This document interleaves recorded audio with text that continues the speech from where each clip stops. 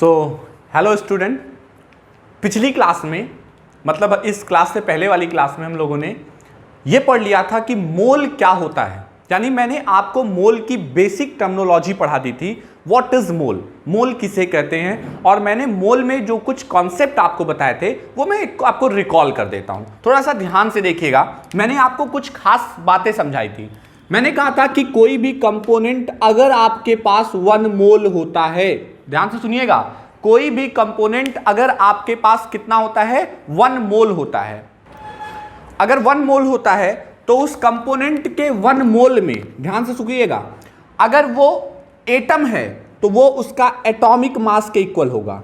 Atomic mass equal होगा। It means अगर कोई भी कंपोनेंट 1 मोल लिया आपने तो उस कंपोनेंट का जो मास होगा 1 मोल में जो मास होगा वो एटॉमिक मास के इक्वल होगा। अगर वो मॉलिक्यूल निकला तो वो मॉलिक्यूलर मास के इक्वल होगा। ध्यान सुनिएगा, अगर वो एटम निकला तो उसका मास एटॉमिक मास के इक्वल होगा। यानी 1 मोल एटम, 1 मोल एटम मतलब एक mass of 1 mole of atom, mass of 1 mole of atom equal to its atomic mass. Mass of 1 molecule equal to mass of 1 mole of molecule equal to the molecular mass. उसी तरीके से 1 मोल के अंदर अगर number of particle की बात करें तो 6.022 इंटू 10⁻23 पार्टिकल मैंने बोला। अब यहां पर आपको समझाने की मैं बात करता हूं तो ये जो पार्टिकल वर्ड लिखा है, यहां पर पार्टिकल में क्या क्या हो सकता है बेटा? एटम हो सकता है, मॉलिक्यूल हो सकता है, आयन हो सकते हैं। तो अगर मैं कहूं कि 1 मोल में कितने नंबर ऑफ एटम होंगे तो आप बोलोगे 6.022 इंटू 10⁻23 पार्टिकल्स होंगे। अब ये पार्टिकल आपके एटम हो सकते हैं, ये पार्टिकल आपके मॉलिक्यूल हो सकते हैं, ये पार्टिकल आपके आयन हो सकते हैं, ये पार्टिकल प्रोटॉन हो सकता है, ये पार्टिकल इलेक्ट्रॉन हो सकते हैं, ये पार्टिकल न्यूट्रॉन हो सकते हैं, पॉजिट्रॉन हो सकते हैं, कुछ भी, दुनिया का कोई भी चीज हो सकता है भाई 1 मोल। जैसे मैंने समझाया था एग्जांपल में, अगर मैं बोलूं 1 डजन, अगर मैं बोलूं 1 डजन तो आपको समझना है 12 पीसेस। क्या समझना है? 12 पीसेस। अगर मैं बोलूं 1 पेयर तो आपको समझना है 2 पीसेस आप मान सकते हो, 2 पीस होगा। अगर मैं बोलूं 1 स्कोर, SCORE स्कोर, तो आपको समझना है 20 पीसेस। ये सब फिक्स क्वांटियां हैं जो होती हैं। 1 मोल अगर मैं बोलूं कि 1 डजन है तो इतना होता है, 1 पेयर है इतना होता है, 1 स्कोर है इतना होता है। ये ऑलरेडी कॉन्सेप्ट क्लियर है, हमको पहले से पता हुआ है चीज। तो बेटा जिस तरीके से ये पता, अब अगर मैं कहूं कि भाई ये डजन को फिक्स कर दिया गया ओनली फॉर बनानाज, अगर कोई ऐसा बोले कि 1 डजन खाली केला होता है तो उससे कह देना तुम बेवकूफ हो, सिर्फ 1 दर्जन केला नहीं होता, 1 दर्जन कुछ भी हो सकता है, 1 दर्जन मार्कर हो सकता है। अब मैं बोलूं 1 डजन मार्कर तो आप क्या बोलोगे? आप क्या बोलोगे? 1 डजन मार्कर मतलब आप बोलोगे 12 मार्कर्स। मैं बोलूं 1 डजन चेयर तो आप बोलोगे 12 चेयर। मैं बोलूं 1 डजन एप्पल तो आप बोलोगे 12 एप्पल। मैं बोलूं 1 dozen star, 12 star. 1 dozen fan, 12 fan. Nothing, 1 dozen ये फिक्स है, 1 डजन 12 पीस। अब अगर मैं बोल रहा हूं कि 1 डजन चेयर तो आप यहां लगाओगे चेयर। मैं बोलूं इलेक्ट्रॉन, बोलोगे electron, proton, positron, marker, duster, कुछ भी भाई। 1 डजन चेयर मतलब 12 चेयर, 1 डजन पेन मतलब 12 पेन, 1 डजन फैन मतलब 12 फैन। सिमिलरली 1 मोल इलेक्ट्रॉन मतलब 6.022 इंटू 10⁻23 इलेक्ट्रॉन। 1 मोल प्रोटॉन मतलब 6.022 इंटू 10⁻23 प्रोटॉन। 1 मोल एटम 6.022 इंटू 10⁻23 एटम। 1 मोल मॉलिक्यूल 6.022 इंटू 10⁻23 मॉलिक्यूल। 1 मोल आयन 6.022 इंटू 10⁻23 आयन। समझ गए मेरी बात? आप यहां पर 1 मोल के बाद जो भी लगाओगे, इतने लिखने के बाद लास्ट में वही लगा देना है। दैट्स इट, सिंपल एकदम। तो आई थिंक अब आप समझ गए होंगे कि एक मोल में कितने ये हो गए। तो ये मैंने पार्टिकल्स आपको समझा दिए। अच्छा, मॉलिक्यूलर मास का, अच्छा मास का भी कॉन्सेप्ट समझ लेते हैं। ये मास और मॉलिक्यूलर मास आपको समझाता हूं। मास और मॉलिक्यूलर मास में क्या डिफरेंस होता है। देखो, जैसे आपको मैं बताऊं, अगर मैं आपको बताऊं ये कैप है और ये मार्कर है, दोनों को मिला दिए तो ये कंप्लीट एक मार्कर बन गया। अब देखो, अगर मैं मेरी बात समझना बेटा, ध्यान से समझना। अकेले इसकी कोई वैल्यू है? इसकी कोई वैल्यू अकेले है? कोई वैल्यू नहीं है। इसकी अकेले कोई वैल्यू है?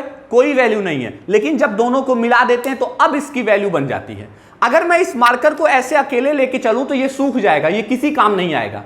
आज रखूंगा मॉर्निंग में बेकार हो जाएगा, इसलिए हम इसको कैप लगा के रखे हुए हैं। अब ये एक एटम है और ये दूसरा एटम है। दोनों एटम को अगर अलग अलग रख दें और इन्हें कंबाइंड ना करें तो एक्चुअल में इनकी कोई वैल्यू नहीं होती, इनकी टोटल नेट वैल्यू 0 हो जाएगी। अब ये एटम आपस में मिलकर के एक स्टेबल कंपाउंड, अब ये स्टेबल हो गया, इसको रख दो, 1 दिन 2 दिन 4 दिन 10 दिन पड़ा रहेगा। अब ये स्टेबल हो गया और ये बन गया मॉलिक्यूल।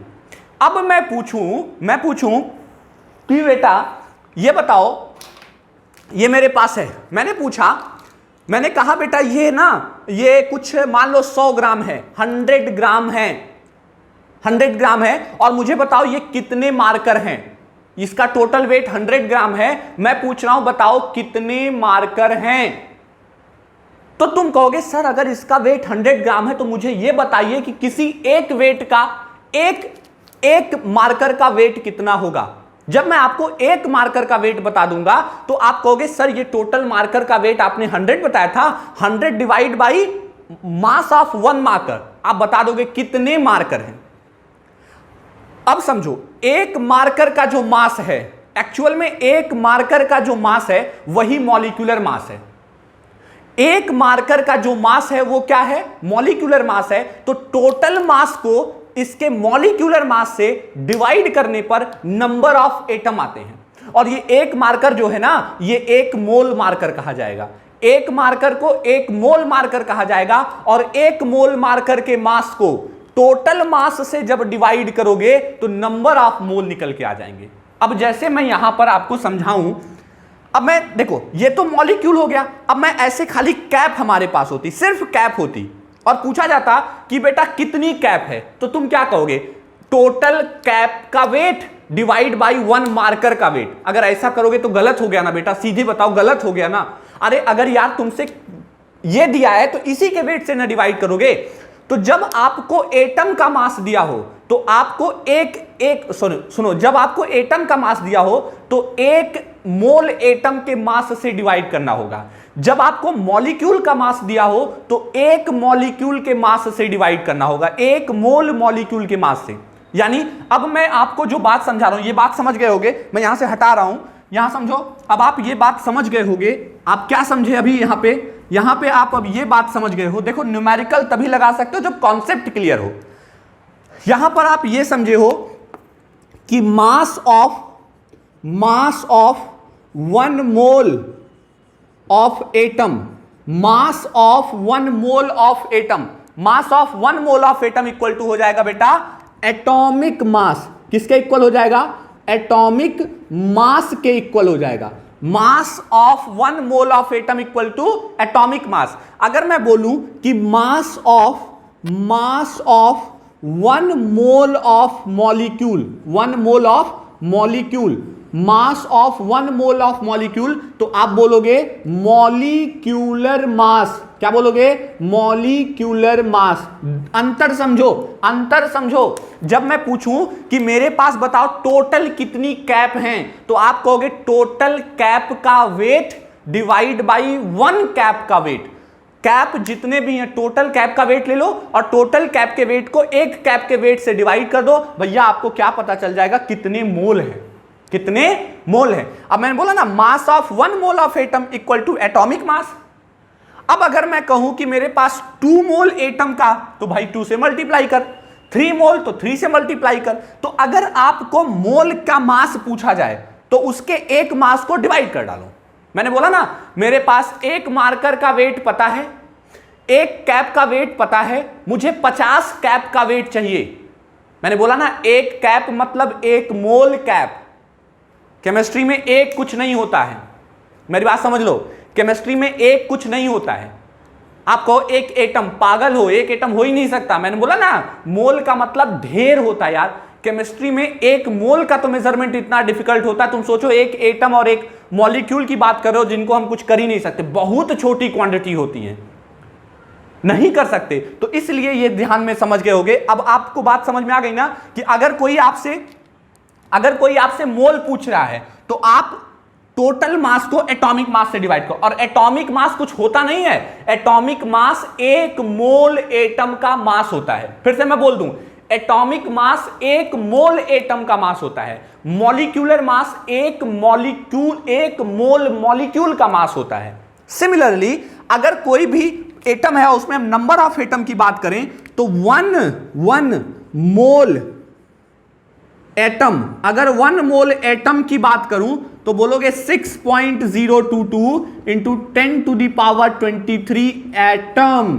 बात समझ में आ रही है कि नहीं आ रही है? अब ये फिक्स हो गया, इतना होता है। ये एक मोल अगर एटम लोगे तो एक मोल एटम तभी होंगे जब उसमें इतने एटम होंगे। अभी ये समझा चुका हूं डजन वाले कॉन्सेप्ट से। अब उसी तरीके से अगर एक मोल मॉलिक्यूल लोगे तो इतने मॉलिक्यूल होंगे, आयन लोगे इतने आयन होंगे। उसी तरीके से एक मोल का जो वॉल्यूम होता है, 1 मोल वॉल्यूम, 1 मोल सब्सटेंस वॉल्यूम, कोई भी सब्सटेंस अगर 1 मोल है, सब्सटेंस वॉल्यूम अगर आपको निकालना हो तो वो आप याद रखोगे 22.4 लीटर होता है एट एसटीपी। अब एक वर्ड आया यहां पे बेटा, एसटीपी। देखो वॉल्यूम एक ऐसी चीज होती है जो टेम्परेचर डिपेंडेंट होती है। आप बताओ, किसी का मास टेम्परेचर डिपेंडेंट होता है। मैं रूम के अंदर हूं, सब बंद है यहां पर राइट नाउ, अब सब बंद है, गर्मी हो रही है, टेम्परेचर अच्छा खासा रूम का है, तो क्या मेरा वेट कम हो रहा है? नहीं, मेरा वेट कम नहीं हो रहा, मेरा वेट जितना था उतना ही है। टेम्परेचर के कम ज्यादा होने से वेट पे कोई फर्क नहीं पड़ता। 25 नहीं 50 डिग्री सेल्सियस पे मेजरमेंट करो, मास में कोई चेंज नहीं आएगा। मतलब आप सीधा समझ गए कि आपको वेट का टेम्परेचर से लेना देना नहीं है। अच्छा भैया वेट का नहीं लेना देना है, नंबर ऑफ, अरे कितने मार्कर हैं, गिनो गिनो कितने मार्कर हैं? 4 है ना, अभी गर्मी है 4 हैं, ठंडी में भी 4 ही रहेंगे, बरसात में भी 4 ही रहेंगे। समझ गए ना? यानी इस मार्कर के नंबर ऑफ एटम का भी टेम्परेचर से कोई लेना देना नहीं है। टेम्परेचर बढ़ाओ प्रेशर बढ़ाओ, इनके ऊपर कोई फर्क नहीं पड़ेगा। तो नंबर ऑफ एटम भी नहीं बदलते। लेकिन what about volume? What about volume? Volume पे क्या होता है भैया? वॉल्यूम टेम्परेचर डिपेंडेंट होता है बेटा।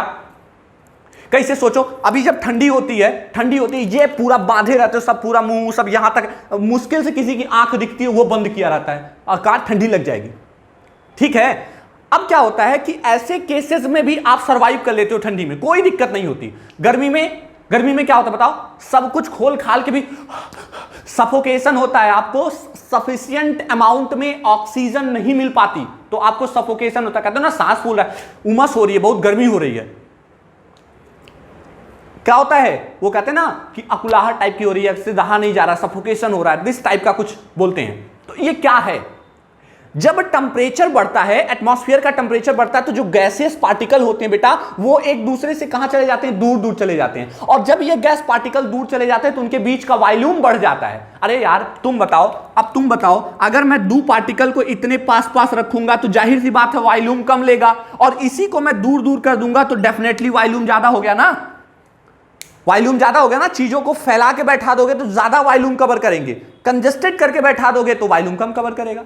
तो ये जब टेम्परेचर बढ़ता है तो टेम्परेचर मतलब हीट एनर्जी दे रहे हो। सुनो सीधी बात, टेम्परेचर का मतलब हीट एनर्जी दे रहे हो। अब बेटा बताओ, किसी को अगर हीट दोगे तो उसकी क्या बढ़ेगी? काइनेटिक एनर्जी बढ़ेगी।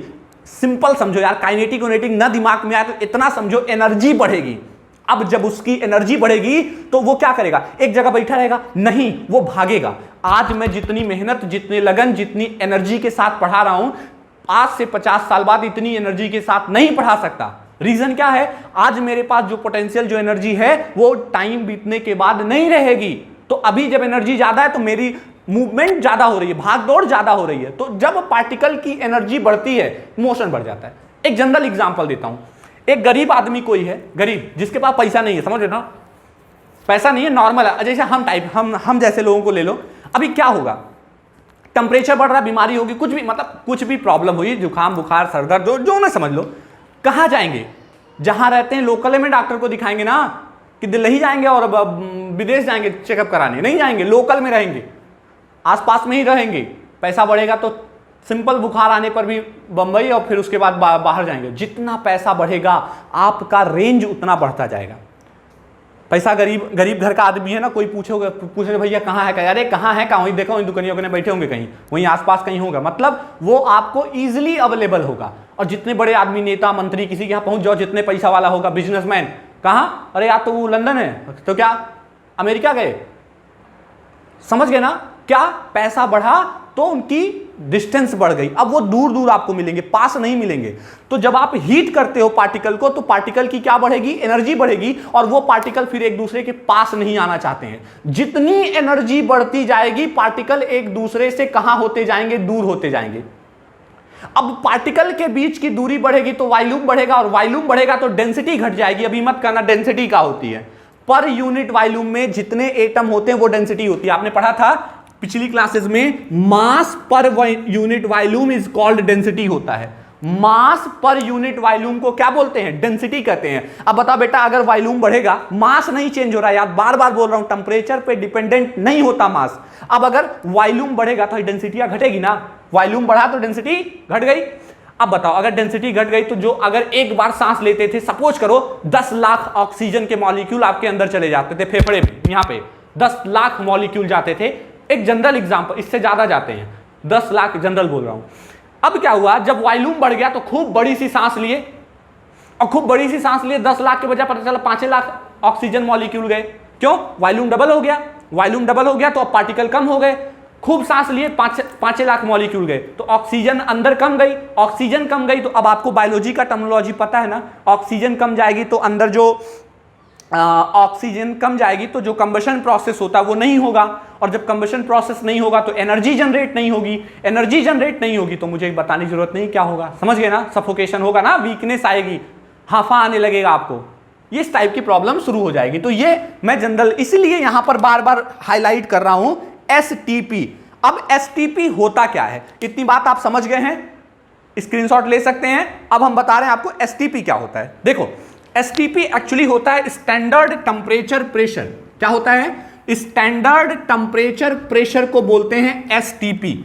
अब आप कहोगे स्टैंडर्ड टेम्परेचर प्रेशर, तो इसका फुल फॉर्म है जी, एकदम सही समझ रहे हैं आप, स्टैंडर्ड टेम्परेचर प्रेशर इसका फुल फॉर्म होता है। तो फुल फॉर्म हो गया एसटीपी, स्टैंडर्ड टेम्परेचर प्रेशर। अब यहां पर आपको फॉर्मूला नहीं याद करना, फुल फॉर्म नहीं याद करना है। कोनो ये थोड़ी ना पूछने जाएगा बेटा स्टैंडर्ड एसटीपी का फुल फॉर्म लिखो ना, एसटीपी का फुल फॉर्म नहीं पूछा जाएगा। क्या होता है एसटीपी ये पूछा जाएगा। देखो, एसटीपी पर जो टेम्परेचर होता है, वो याद रखो 25, एसटीपी पर जो टेम्परेचर होता है वो 0 डिग्री सेल्सियस होता है। कितना होता है? 0 डिग्री सेल्सियस टेम्परेचर होता है। और प्रेशर जो प्रेशर होता है वो बेटा होता है 1 एटीएम के। अब आप कहोगे ये एटीएम कहां से आ गया, पैसा निकालने वाला का? ना बेटा ना, पैसा निकालने वाला नहीं है ये। एटीएम का मतलब होता है, आपको समझाया था, एटीएम प्रेशर के मेजरमेंट की एक यूनिट होती है। एटीएम से आप क्या मेजरमेंट करते हो? प्रेशर मेजरमेंट करते हो। तो किसी भी चीज का प्रेशर अगर मेजरमेंट करना हो तो आप किसका यूज करते हो? एटीएम का। तो 1 एटीएम इज इक्वल टू 1.013 आप बार ले सकते हो, या इज इक्वल टू 760 mmHg ले सकते हो, या ध्यान सुनना, ये सब प्रेशर के मेजरमेंट की यूनिट है, या 76 सेंटीमीटर Hg ले सकते हो, या 1 एटीएम की बात कर रहा हूं, 1 एटीएम में 10, 13, 25 पास्कल ले सकते हो। क्या ले सकते हो? पास्कल, यूनिट होती है सब। या इसी को ऐसे भी लिख सकते हो 1.01325 into 10 to the power 5 pascal. यहां देखो बेटा, अगर मैं डेसिमल को यहां मान के चलूं और यहां से मैं डेसिमल को 5 डिजिट शिफ्ट करता हूं तो 1 डिजिट यहां देखो 1 digit, 2 digit, 3 digit, 4 digit, 5 digit. अब 5 डिजिट शिफ्ट करोगे तो 1.01325 और यहां पर 10 टू द पावर 5 हो जाएगा। इसे साइंटिफिक नोटेशन कहते हैं। अब समझो, ये जो वैल्यू यहां पर आपकी आ गई 1.01325 into 10 to the power 5 pascal जो आया है, ये क्या है? ये सब प्रेशर के मेजरमेंट की अलग अलग यूनिट है। जैसे मैं कहूं बेटा 1 kg इज इक्वल टू 1000 ग्राम। अब आप कहोगे ई क्या है? कुछ नहीं यार, चाहे 1000 ग्राम लिखूं चाहे 1 kg लिखूं, बतिया एक के है, एक ही बात है, कोई अंतर नहीं है। 1000 मतलब 1000, लेकिन यूनिट बदल दिया ना, ग्राम। यहां पे क्या लगाया? केजी। उसी तरीके से ये सब एक एटीएम के बराबर ही होते हैं, बस इनकी यूनिट बदल दी गई है। यहां पे लगाया एटीएम, यहां पे लगाया बार, यहां पे लगाया एमएमएचजी, यहां पे लगाया सेंटीमीटर एचजी, यहां पे लगाया पास्कल। यानी मैंने सिर्फ और सिर्फ क्या बदला है? यूनिट बदली है और कुछ भी नहीं बदला है। समझ गए? ये अलग अलग मेजरमेंट की क्या है? यूनिट्स होती हैं। तो आई थिंक अब एसटीपी समझ गए। तो कौनो बंदा अगर तुमसे बोल दे, चलो बताओ एसटीपी क्या होता है, तो तुम कहोगे डोंट वरी, एसटीपी कुछ अलग 30 मार्का नहीं होता। एसटीपी मतलब टेम्परेचर और प्रेशर होता है, और एसटीपी पे किसी भी चीज का टेम्परेचर 0 डिग्री सेल्सियस होता है और प्रेशर 1 एटीएम होता है। बस इतने बोलना है भैया। जब टेम्परेचर 0 डिग्री सेल्सियस और प्रेशर 1 एटीएम हो तो उसे हम एसटीपी बोलते हैं। क्या बोलते हैं? एसटीपी बोलते हैं। समझ गए होगे एसटीपी क्या होता है? मैं कितना एसटीपी आपको समझा दिया, और मेरे हिसाब से अब आपका मोल वाला फंडा क्लियर। अभी क्वेश्चन लगवाऊंगा, सब क्लियर हो जाएगा, टेंशन नहीं लेना। ये समझ में आ गया। अब मैं आपको अगली टॉपिक यहां पे जो बताने जा रहा हूं, एक वर्ड आता है AMU. AMU, atomic mass unity. क्योंकि मैं मोल की बार बार बात ही कर रहा हूं, यूनिट, तो वो भी एक यूनिट होती है। मैं आप समझाता हूं आपको एएमयू क्या होता है। आइए बेटा ध्यान दीजिएगा। एएमयू देखो, एएमयू का फुल फॉर्म होता है एटॉमिक मास यूनिटी। क्या होता है? एटॉमिक मास यूनिटी कहते हैं। किसे कहते हैं? एएमयू को कहते हैं। तो यहां देखो एएमयू, एएमयू फुल फॉर्म क्या हो गया? फुल फॉर्म हो गया एटॉमिक मास यूनिटी, या यूनिट मान लो, atomic mass unit. Atomic mass unity बोलो, कोई फर्क नहीं पड़ता। अब आप थोड़ा सा समझो, जैसे ग्राम होता है, जैसे क्या होता है? जैसे ग्राम होता है, जैसे क्या होता है? किलोग्राम होता है, जैसे क्या होता है? मिलीग्राम होता है, जैसे क्या होता है? लीटर होता है, जैसे क्या होता है? मिलीलीटर होता है, जैसे क्या होता है? सेंटीमीटर क्यूबिक होता है। सिमिलरली एएमयू भी होता है, एटॉमिक मास यूनिटी होता है। तो कहोगे जब हमारे पास इतनी सारी यूनिट थी तो इसको लाने की जरूरत क्या पड़ी? ग्राम ले लेते, मिलीग्राम ले लेते, बहुत सारे हैं, तो हम फिर एएमयू काहे लेके टपक पड़े? रीजन बताता हूं, ध्यान से सुनना। कहा गया है कि जो ऑक्सीजन एटम होता है, कौन सा बेटा? ऑक्सीजन एटम जो होता है, तो एक ऑक्सीजन एटम का जो मास होता है, एटॉमिक मास, उसे 16 बताया गया है।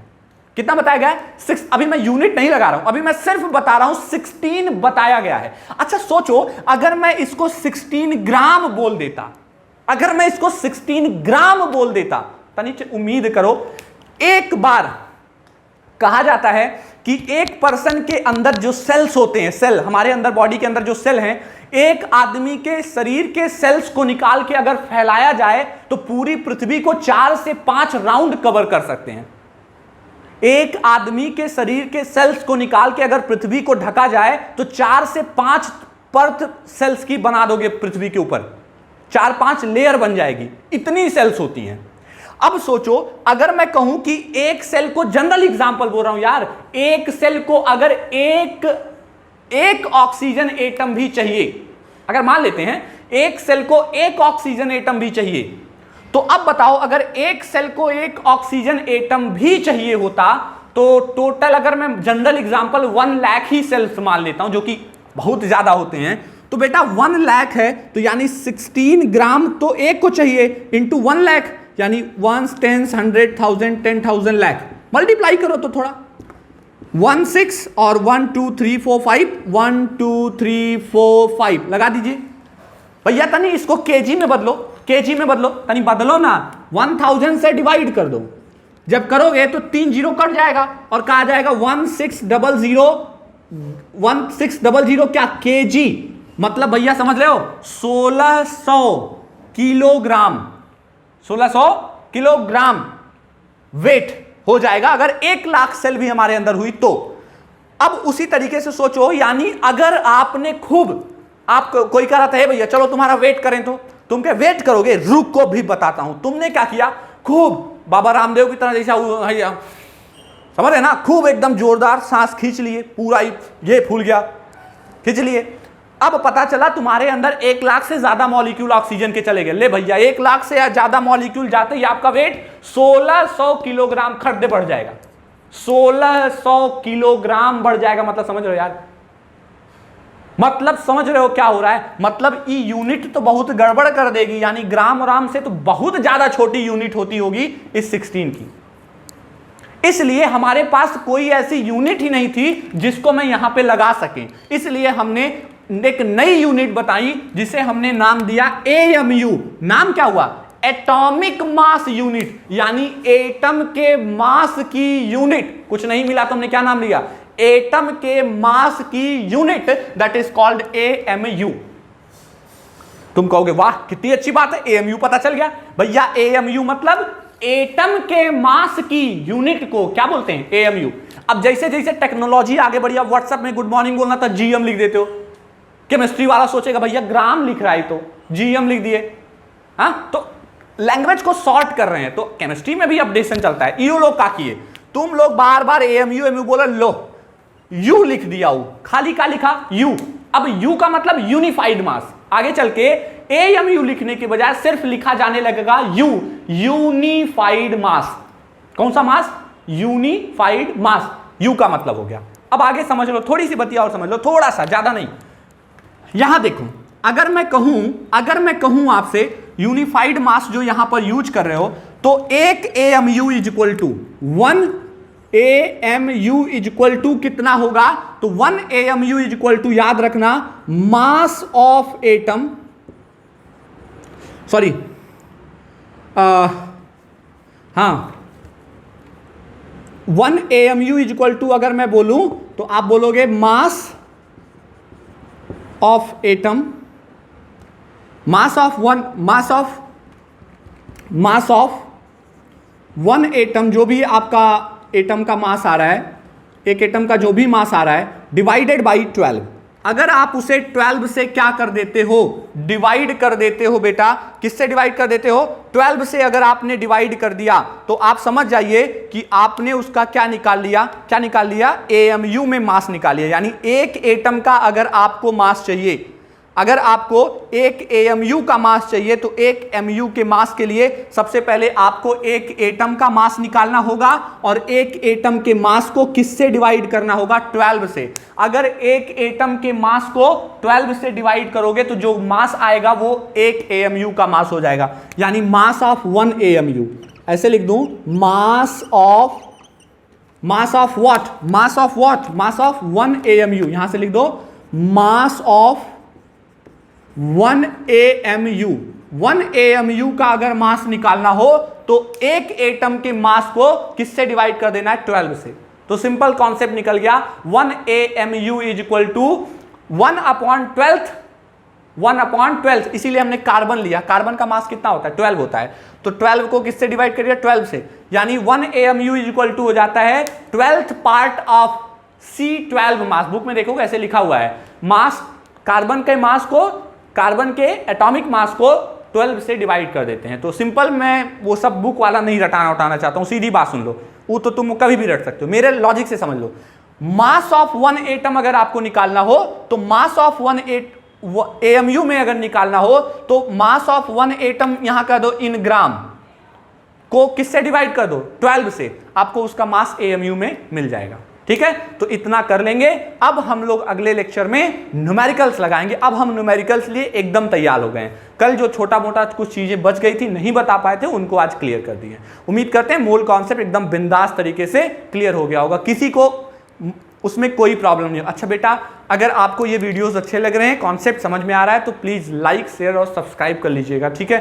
थोड़ा सा मेरा भी कुछ फ़ायदा हो जाएगा, ठीक है। तो सब लोग इसको ध्यान से क्या करिए, कॉपी करके नोट्स बनाते रहिए। ओके, चलिए, थैंक यू।